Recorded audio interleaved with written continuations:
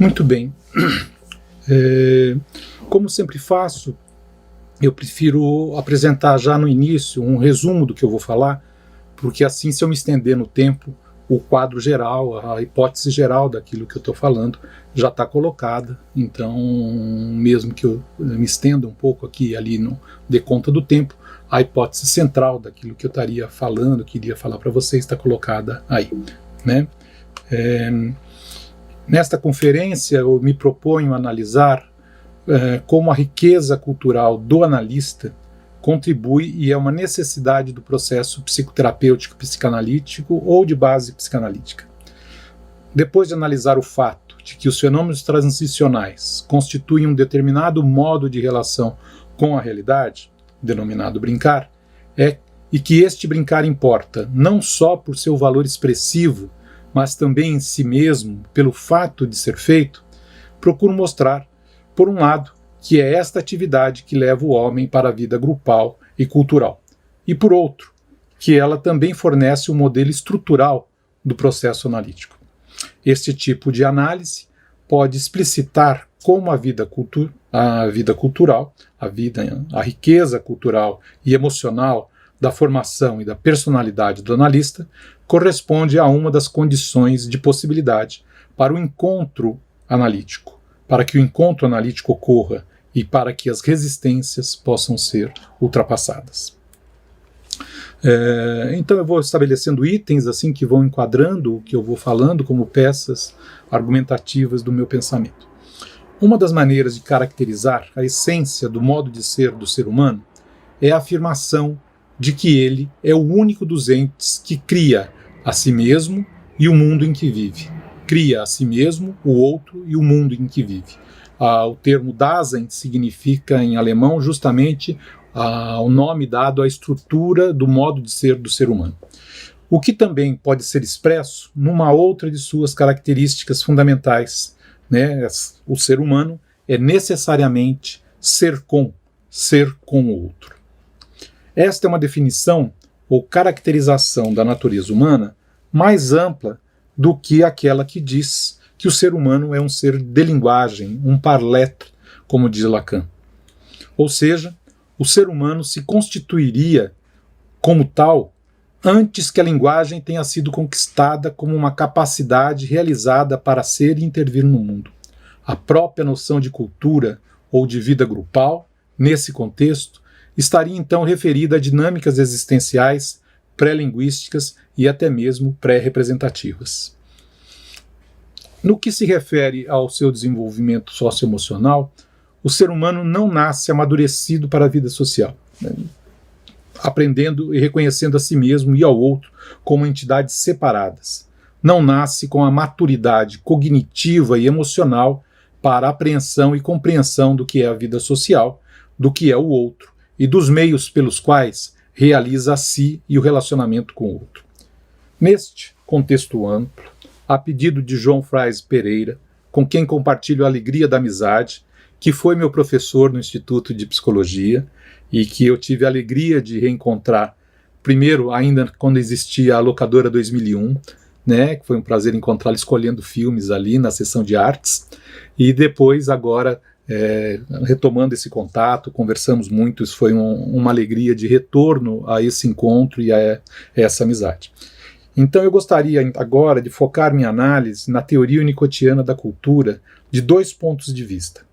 O que explica as dinâmicas e condições de possibilidade de entrada do homem na vida cultural e simbólica, e o que fornece uma compreensão da maneira como a experiência cultural está presente no encontro e no processo analítico. Eu procurei fazer uma conferência que fosse muito focada em como que a cultura está presente na clínica, no encontro cotidiano, no trabalho do analista com o paciente. Como ponto de partida e referência, retomo a seguinte afirmação de Winnicott, que fornece uma síntese do que vou desenvolver. O brincar promove o crescimento e, portanto, a saúde. O brincar leva aos relacionamentos de grupo. Brincar pode ser uma forma de comunicação na psicoterapia. E, por fim, a psicanálise foi desenvolvida como uma forma altamente especializada do brincar em prol da comunicação consigo mesmo e com os outros. Vamos então agora ver como é que o homem entra na cultura desse ponto de vista de Winnicott.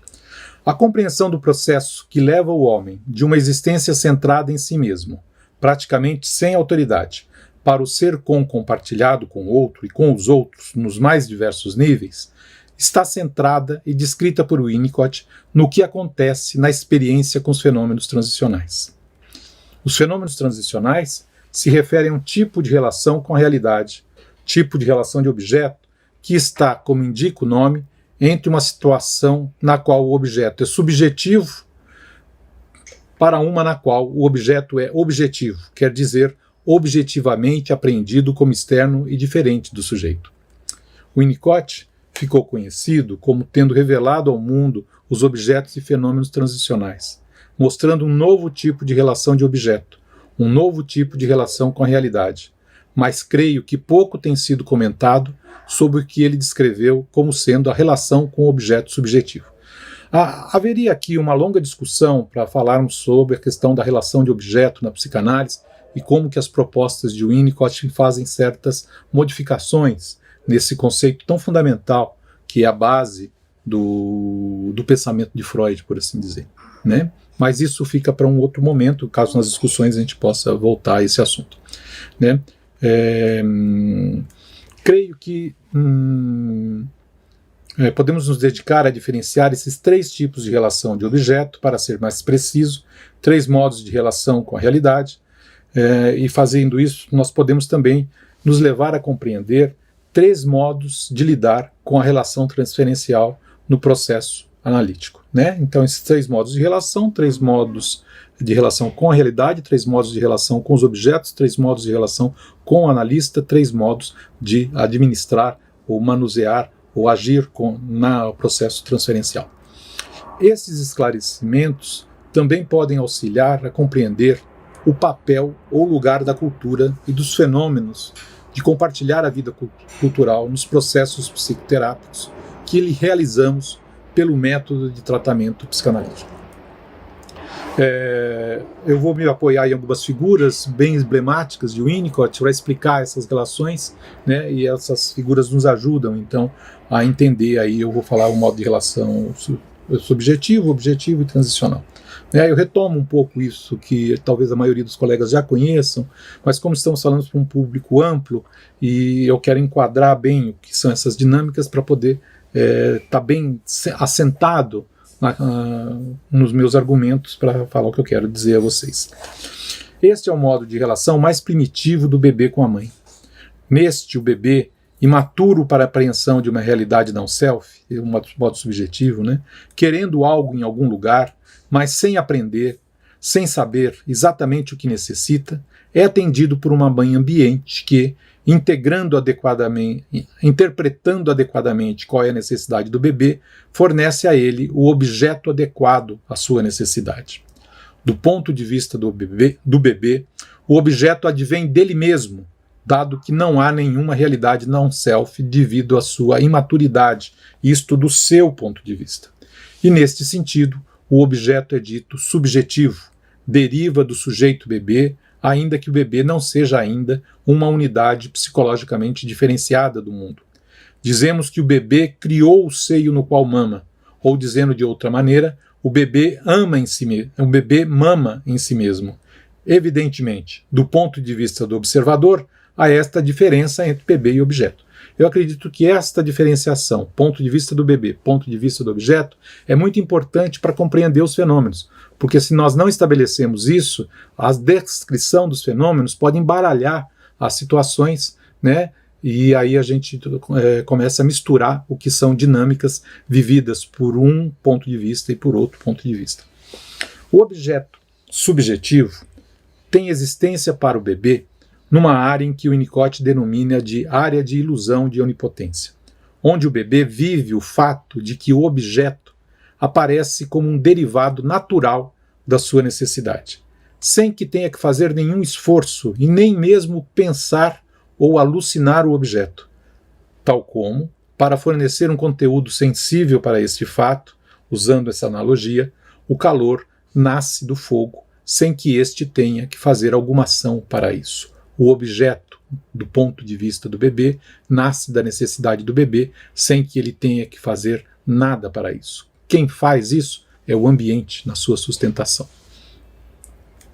Esta dinâmica relacional, ainda que tenha início neste momento de origem da vida, se atualiza e se realiza em diversos outros momentos da existência ao longo de toda a vida.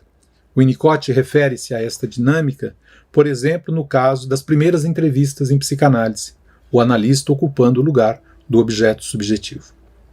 Vamos agora ao modo de relação objetivo com a realidade, mais classicamente aquilo que Freud analisou como relação de objeto, onde temos um sujeito, um objeto, todos os mecanismos de projeção, introjeção, identificações, existência de mundo interno, mundo externo, né?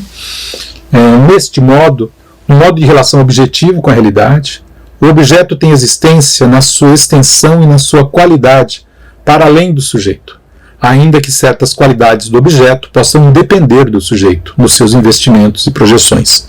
A existência do objeto não depende do sujeito. O objeto pode atender ou frustrar aos desejos e aos impulsos instintuais do sujeito, agora experienciado como tendo uma realidade separada do objeto, desde que se chegue à possibilidade de ter relações desse tipo.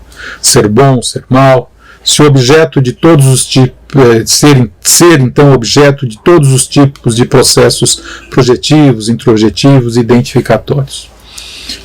Vamos agora, entre um e outro, esses extremos, o modo de relação transicional com a realidade. Na passagem de um modo de relação subjetivo para o objetivo, temos os fenômenos e objetos transicionais, tal como figuro abaixo. A dinâmica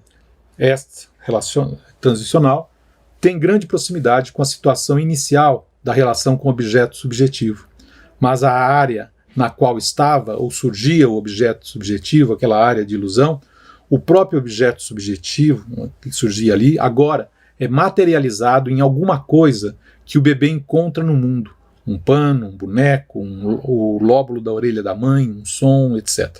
De modo que o objeto passa a existir na sua materialidade mesmo depois que a necessidade é atendida, o que não ocorre com o objeto subjetivo, que uma vez eliminada a necessidade ou atendida a necessidade, o objeto se desvanece. O Winnicott caracteriza o fenômeno transicional que constitui este objeto e este modo de relação, dizendo que o objeto transicional é criado e encontrado ao mesmo tempo, né? Essa figura paradoxal. Né? É este tipo de fenômeno, esta dinâmica, que fornece àquele que realiza algumas coisas importantes. Este fenômeno é fruto de um gesto criativo, é espontâneo, constitui um objeto que atende a necessidades ou desejos de seu agente. É um objeto externo e interno ao mesmo tempo, e por isso mesmo, nem interno nem externo, mas constitui a terceira área da experiência.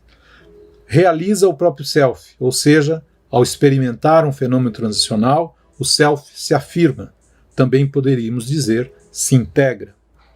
Este modo de relação corresponde a um dos modos existenciais mais comuns ao longo de toda a vida. A este modo de relação, o Winnicott também caracteriza como sendo a ação de brincar. Eu diria brincar com, mesmo que seja brincar sozinho. Vamos então agora pensar no brincar associado aos fenômenos culturais. Brincar é um fenômeno transicional. A brincadeira é a realização de uma determinada dinâmica das relações de objeto, ou, em outros termos, de um determinado modo de relação com a realidade. Com Melanie Klein, a importância do brincar como atividade expressiva que simboliza e expressa o mundo foi colocada em evidência. E com Winnicott, temos um acréscimo de compreensão dos avanços feitos por Melanie Klein, colocando em evidência não só o valor expressivo do brincar, mas seu valor em si mesmo, pelo fato de ser realizado como uma ação do self, para além, pois, do seu valor simbólico. Cito Winnicott, o brincar deve ser estudado como um tema em si mesmo, suplementar ao conceito de sublimação do instinto. É óbvio que faço uma distinção importante entre os sentidos de brincadeira como substantivo e o de brincar como verbo substantivo. Então, essa essas duas dinâmicas importantes do brincar, como expressão simbólica do mundo e do mundo interno, e como ação em si mesma, são fundamentais porque expressam dinâmicas muito diferentes, né, da relação com o mundo, e também dinâmicas muito diferentes de como que o modo que o analista utiliza o brincar no método de tratamento psicanalítico e nas psicoterapias de um modo geral. Brincar é importante em si mesmo porque é a própria expressão e realização do self, de si mesmo, no encontro com o mundo, com o outro. Tem importância porque o próprio gesto é já expressão e encontro de si mesmo. Diz o Winnicott, para mim é fundamental destacar que o brincar é uma experiência sempre criativa, uma experiência no contínuo espaço-tempo, e aqui é importante a frase, uma forma básica de viver. Trata-se de uma forma de viver que torna possível encontrar, criar a si mesmo, ao outro e ao mundo. Cito Winnicott, é no brincar, e apenas no brincar, que a criança ou o adulto conseguem ser criativos e utilizar toda a sua personalidade. E somente sendo criativo, o indivíduo pode descobrir o self. A constituição dos grupos e da vida cultural é, para o Winnicott, uma expansão desse tipo de fenômeno, né?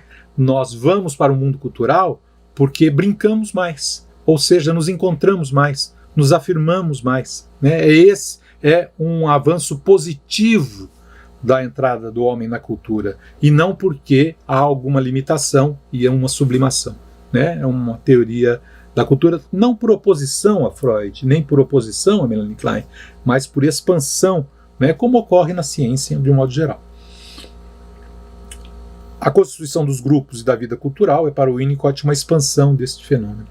Existe uma evolução, cito Winnicott, existe uma evolução direta dos fenômenos transicionais para o brincar, do brincar para o brincar compartilhado, e em seguida para as experiências culturais. O que está sendo enfatizado e colocado no centro do modo de ser estar do ser humano nessa dinâmica é tanto o encontro como a comunicação bem-sucedida na realização continuada da ação criativa, do gesto espontâneo, enfim, do brincar, que tem como efeito o encontro ou realização de si mesmo na comunicação, relação com o outro, o que será fundamental para a compreensão do próprio processo analítico.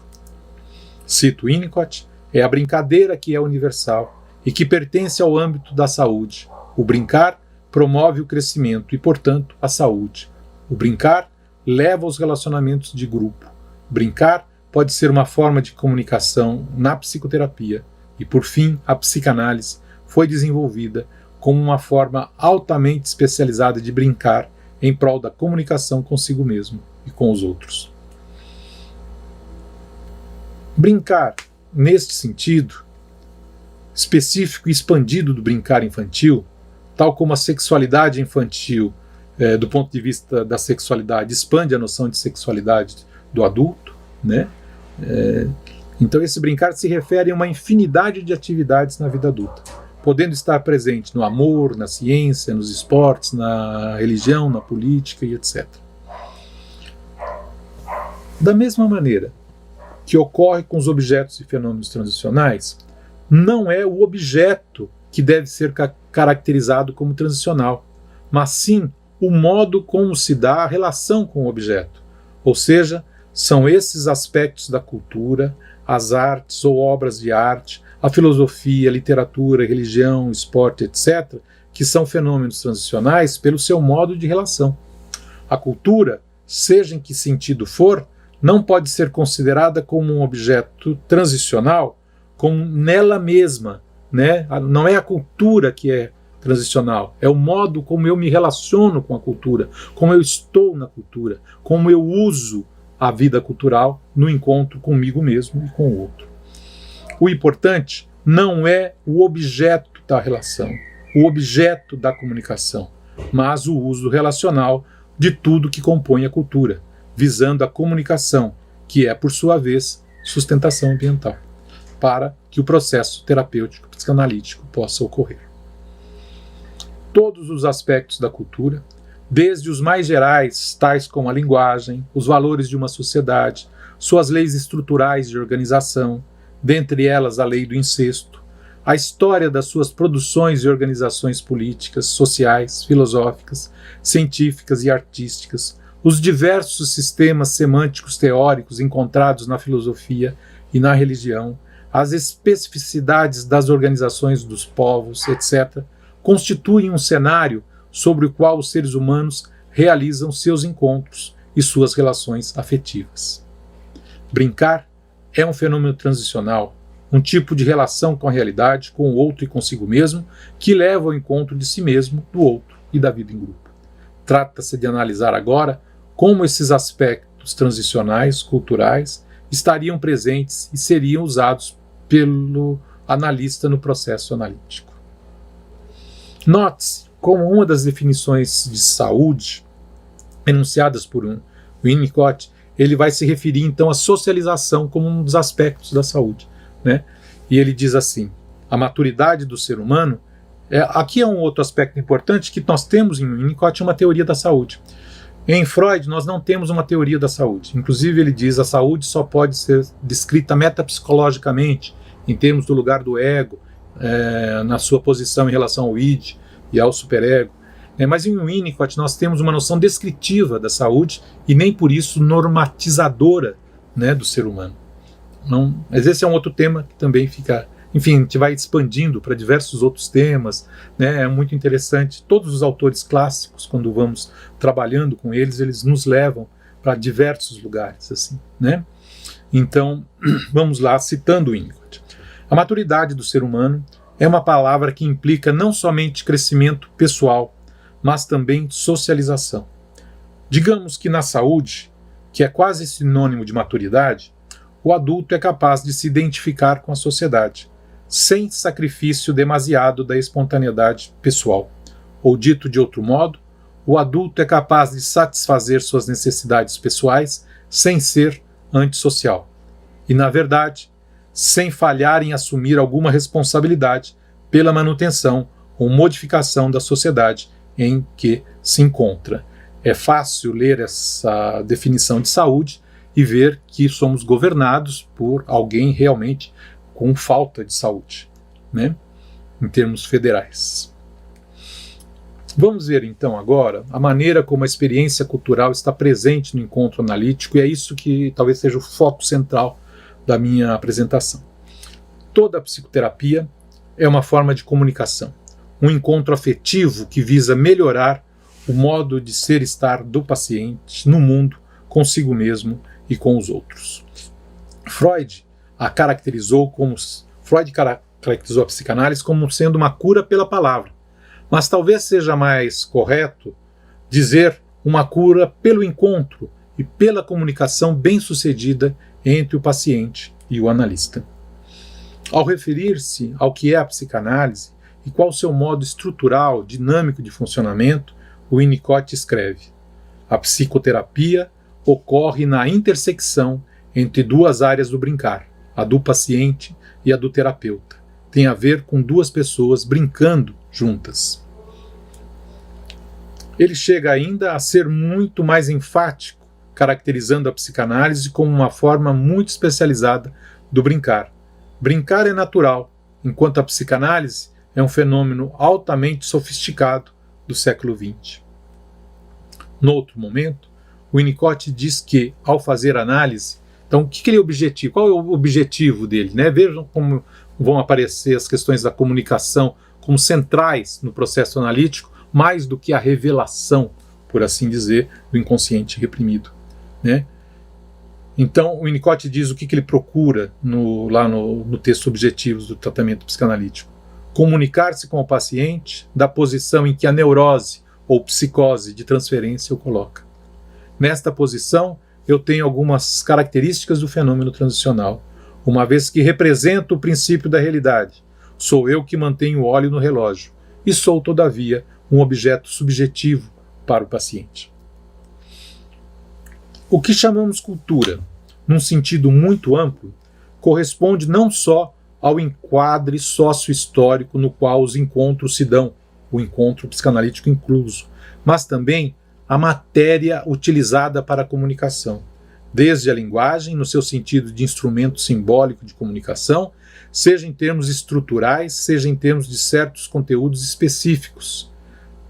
Saber conversar sobre tal ou tal aspecto do conhecimento, ou da experiência, ou do mundo. Até os conjuntos de códigos sutis do encontro social com o outro, tal como a maneira como uma determinada sociedade as pessoas dizem oi, tchau. Há aqui um amplo aspecto, né, são detalhes. Veja, o brasileiro tem uma proximidade corporal de um determinado tipo. Nós nos cumprimentamos dizendo oi. Às vezes temos o costume de dar um beijinho no Rio de Janeiro, não sei se é aqui ou no Rio de Janeiro é 1, 2. Enfim, temos essas regras culturais que é muito diferente do modo inglês de tratar uma pessoa, né, do modo francês de tratar uma pessoa. Certos comportamentos que aqui são considerados como sinal de acolhimento, né, na Inglaterra e na França, são considerados como sinal de invasão, né? E isso nós não podemos esquecer desses elementos, assim como presentes na nossa prática de encontro com o paciente, né?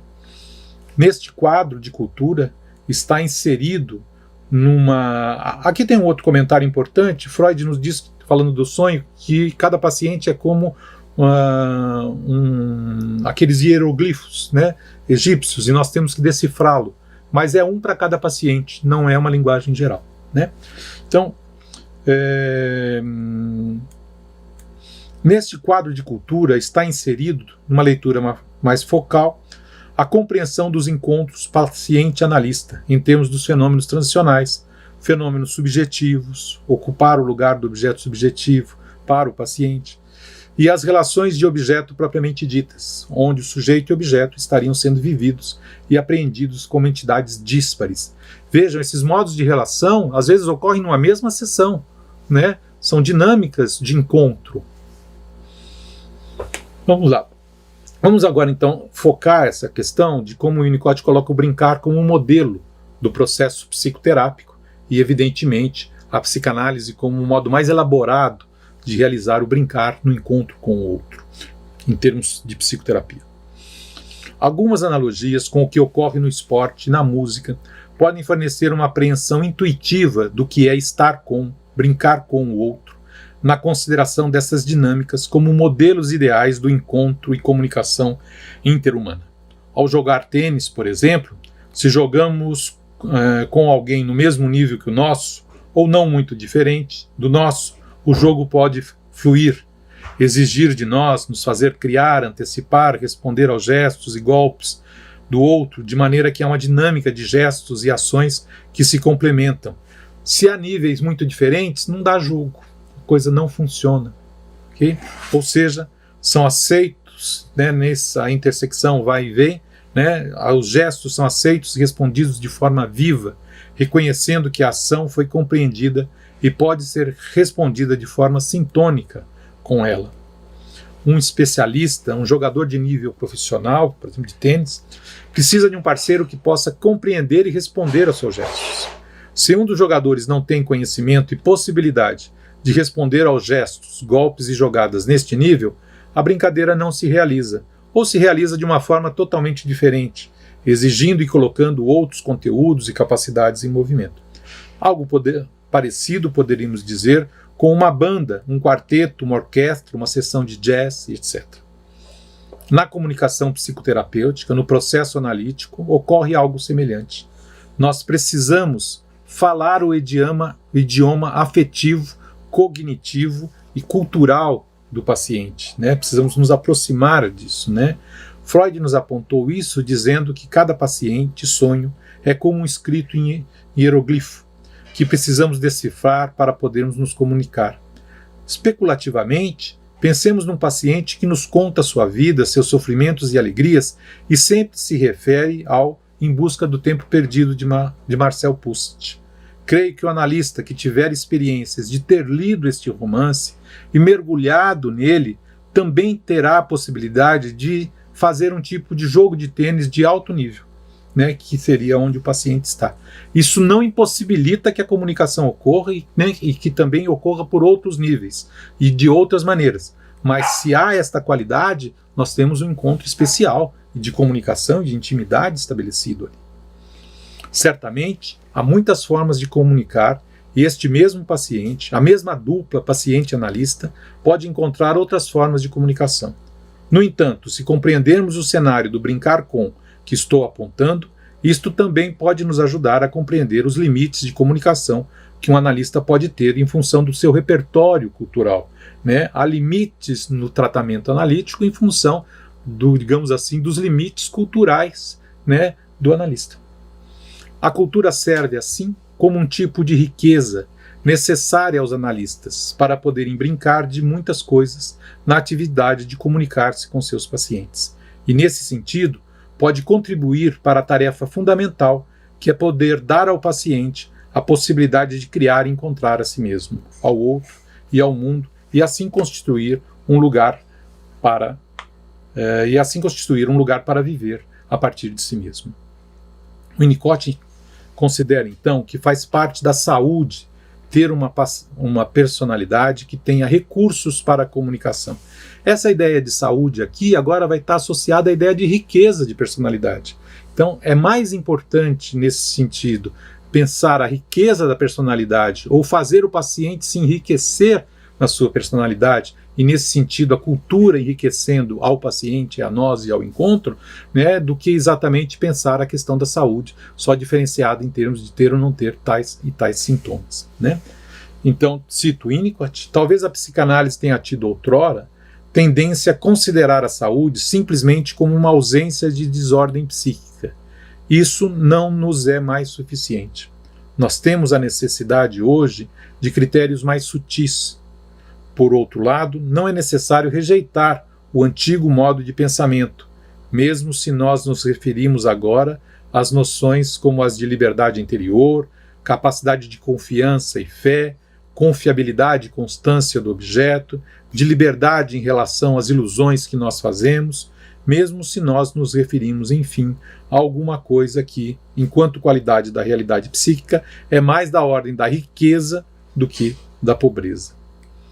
A riqueza de personalidade é, mais ainda do que um traço da saúde em geral, uma necessidade da formação emocional e instrumental do analista, dado que ele será convocado para estabelecer diversos tipos de comunicação, diversos tipos de troca, diversos tipos de encontro, de intimidade, de manejo da relação transferencial, colocando no campo da linguagem e dos interesses pessoais e culturais de seus pacientes.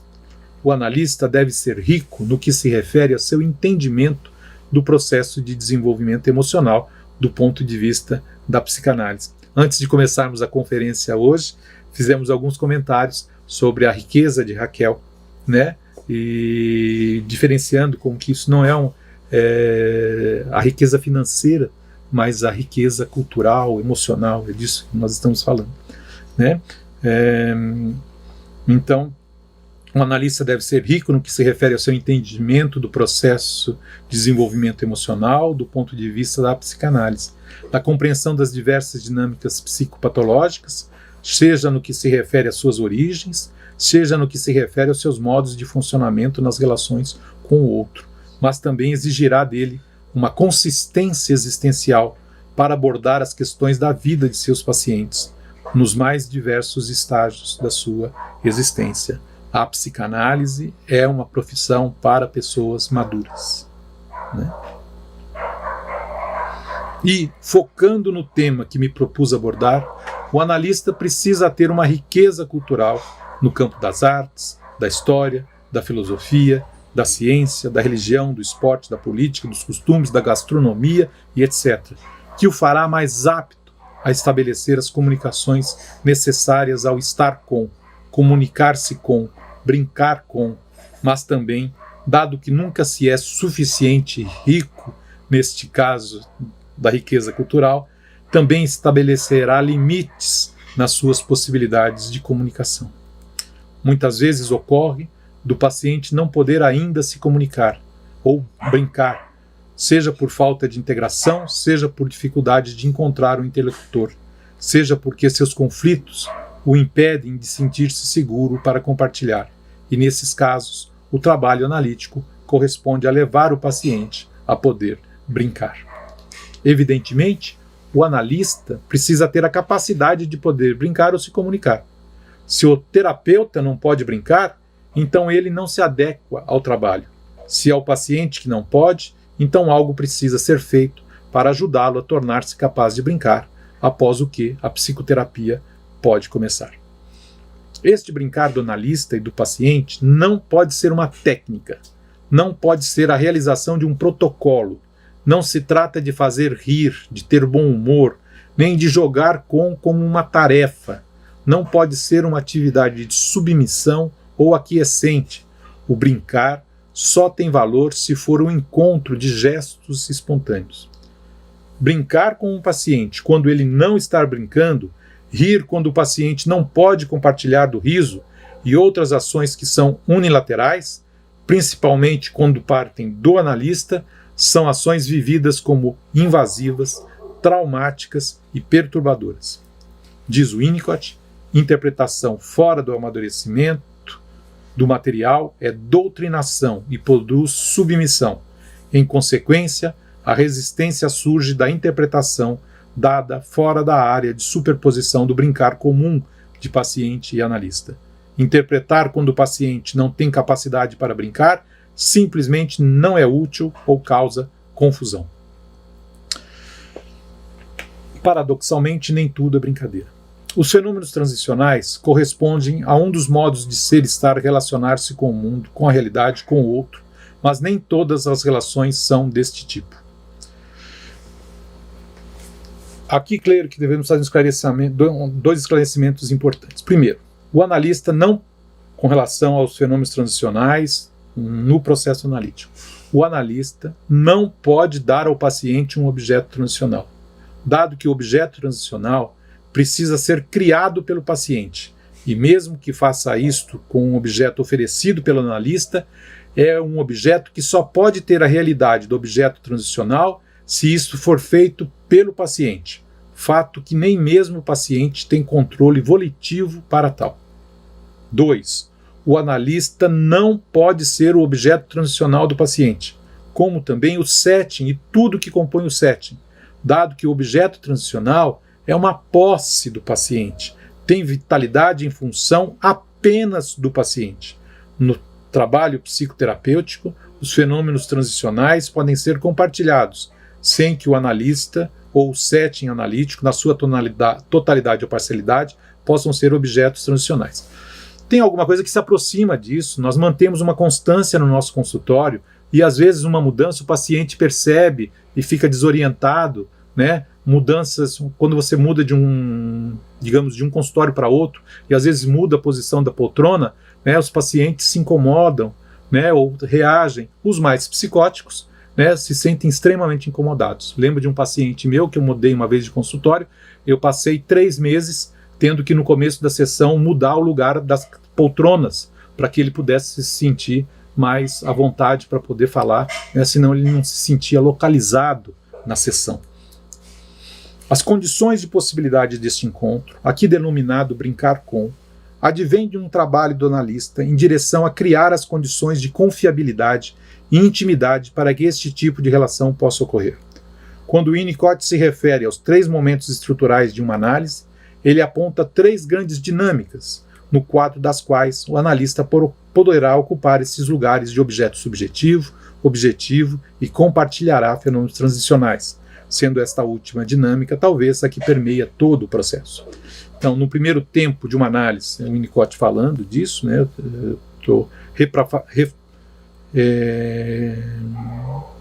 não é citação, eu estou refraseando o Winnicott.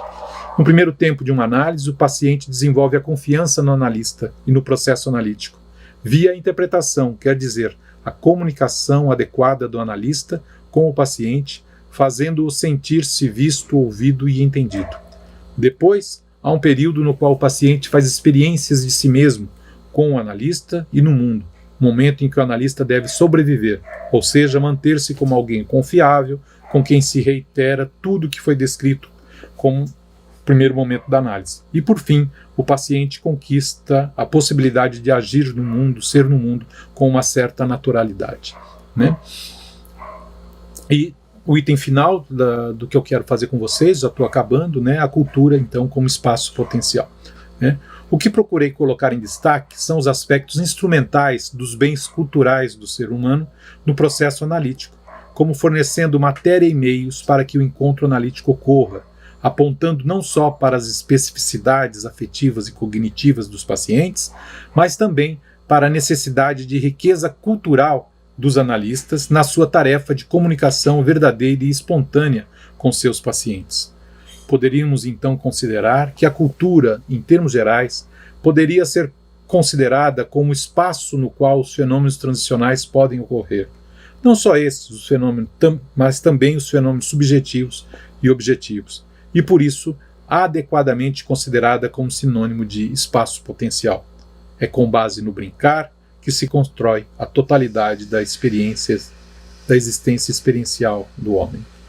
A cultura, como espaço potencial, é a condição de possibilidade para o brincar que, por sua vez, é a ação que gera o si mesmo, o outro, o mundo e a própria cultura. Ainda que nem tudo seja brincadeira, ainda que muito precise ser feito, principalmente no tratamento psicoterápico, psicanalítico, na verdade em toda a psicoterapia, para que essa atividade possa realizar-se. Talvez esse longo percurso possa também jogar alguma luz na frase de Lacan: a resistência é sempre do analista. Ainda que haja diferenças aqui para a gente conversar, acho que Lacan está num outro paradigma, num outro esquema, mas fenomenologicamente a frase me interessa aqui. A resistência é sempre do analista, para apontar o que cabe ao analista fazer para levar o paciente à possibilidade de confiar, brincar e talvez encontrar um lugar para ser no mundo. A cultura do analista, sua riqueza pessoal, teórica, existencial e com seus coloridos semânticos, históricos, culturais, corresponde a um conjunto de instrumentos para a comunicação com o paciente, a serviço do ser com o paciente, que pode levar ao desenvolvimento emocional, integração ou amadurecimento na direção para a qual trabalha o método de tratamento psicanalítico. Eu vou interromper minha conferência aqui. Haveria um outro item para falarmos sobre o mal-estar na civilização, que é um certo diálogo com Freud, mas acho que isso nos afasta um pouco do foco central do que eu queria ter apresentado para vocês aqui, né, hoje, sobre o brincar no campo da clínica, por assim dizer.